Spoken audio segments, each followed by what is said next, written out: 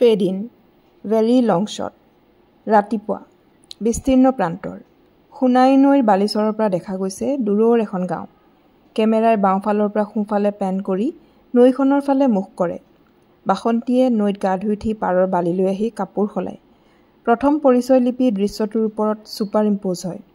ৰূপজ্যোতি ফিল্মছৰ নিবেদন। লং শ্বট। বাসন্তীয়ে নৈখনৰ ফালে মুখ কৰি কাপোৰ সলায়।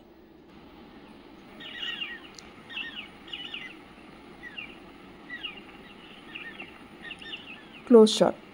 বালিৰ ওপৰত এটা পিতলৰ কলহ। বাসন্তীয়ে কলহটো হাতত তুলি নৈৰ ফালে যায়। Mid shot. নৈখনৰ বুকুৰ পৰা দেখা দৃশ্য। বাসন্তীৰ ভৰি নৈৰ পানী গচকি কেমেৰাৰ ফালে আগবাঢ়ি আহে। Mid close shot. বাসন্তীয়ে কলহত পানী ভৰায়। Mid shot. বাসন্তীয়ে কলহটো কাষত তুলি লৈ উভতিব খুজি গঙা চিলনীৰ মাত শুনি আকাশলৈ চায়। লং শ্বট। আকাশ। এজনী গঙা চিলনী বাওঁফালৰ পৰা সোঁফালে উৰি যায় আৰু পৰ্দাৰ প্ৰায় মাজভাগ পাওঁতেই ফ্ৰিজ হৈ যায়। ফ্ৰিজ হোৱা চৰাইটোৰ ছবি থকা ফ্ৰেমটোৰ ওপৰত ছবিৰ নামকে ধৰি এখন এখনকৈ পৰিচয় লিপিৰ কাৰ্ডবোৰ ছুপাৰ ইম্প'জ কৰা হয়।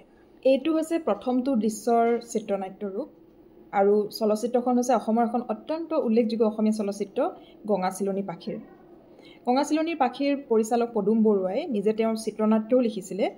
এইখন চিত্ৰনাট্য তেওঁ এখন কিতাপৰ ওপৰত প্ৰকাশ কৰি গৈছে গোটেই চিনেমাখনৰ এইখন।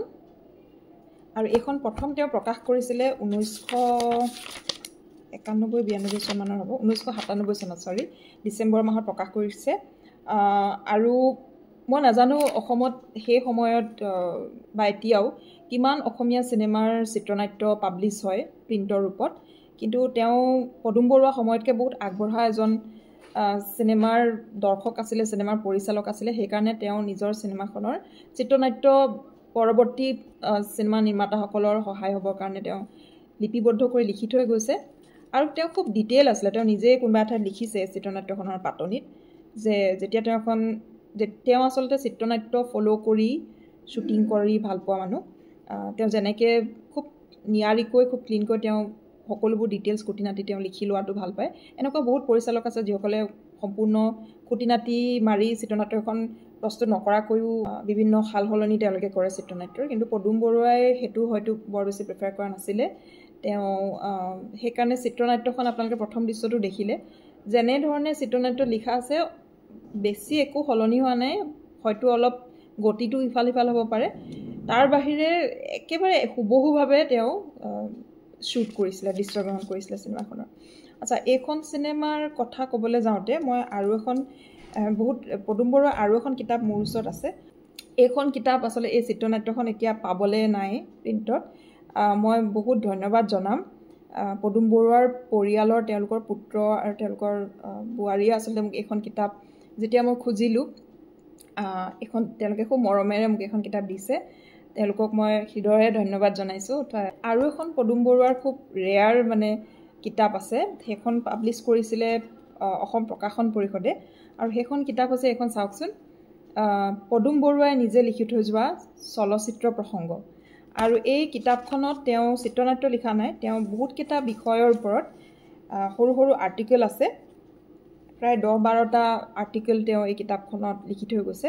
আৰু মই ব্যক্তিগতভাৱে খুব ভাল পাইছোঁ গোটেইকেইটাই বহুত ইণ্টাৰেষ্টিং, বহুত নলেজেবল হয়। মোৰ ভাল লগা খুব ইণ্টাৰেষ্টিং এটা টপিক হৈছে ছবিৰ নেপথ্য সংগীত। তেওঁ ছবিৰ নেপথ্য সংগীতৰ বিষয়ে খুব ধুনীয়াকৈ লিখিছে। আৰু যিমান দূৰ বুজি পাইছোঁ তেওঁৰ পাতনি পঢ়ি বা তেওঁৰ গঙা চিলনীৰ পাখিৰ যিটো পাতনি লিখিছে বা চিনেমাখন চায়ো এজ এ হ'ল, তেওঁ যথেষ্ট পশ্চিমীয়া সংগীতৰ ওপৰত যথেষ্ট তেওঁৰ নলেজ আছিলে। আৰু তেওঁ খুব ভাল পাইছিলে, নিজৰ চিনেমাখনতো তেওঁ পশ্চিমীয়া সংগীতৰ ব্যৱহাৰ কৰিছিলে।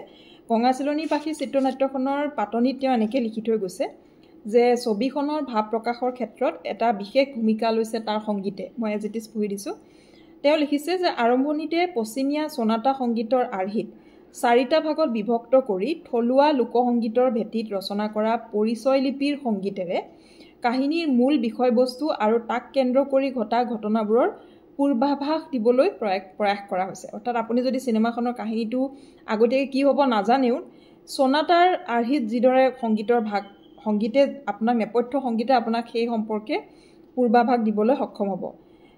তেওঁ আৰু লিখিছে, তাৰপিছত নায়িকা বাসন্তীৰ জীৱনলৈ অহা আশা, আনন্দ, বিপৰ্যয় আৰু সেইবোৰৰ কৰুণ পৰিণতিৰ ভাৱ প্ৰকাশক সেই সংগীতৰ অংশবোৰ সংযোগ কৰা হৈছে সংশ্লিষ্ট দৃশ্যবোৰৰ লগত। গীত মাতবোৰ অৱশ্যে প্ৰায় সম্পূৰ্ণৰূপে বাস্তৱ উৎসৰ পৰা লোৱা হৈছে।